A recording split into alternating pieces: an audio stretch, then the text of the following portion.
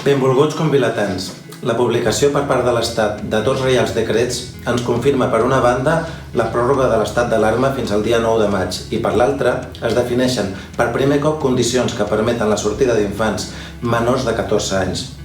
És un pas necessari en el camí cap al desconfinament. Hem arribat aquí amb un gran esforç i patiment. Ho hem fet junts, ho hem fet bé i ara podrem gaudir de veure els infants al carrer, places i parcs. Sortim sense por, el carrer és segur, gaudim de l'aire lliure, ho necessiten i és molt saludable. Fem-ho amb ordre com fins ara. Sortim un cop al dia, només els membres de la família, un adult i 3 infants. No ens allunyem més d'1 quilòmetre i tornem a casa abans d'una hora.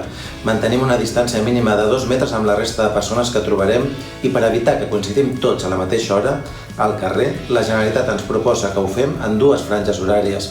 Els més petits fins a 6 anys pel matí i els grans a la tarda.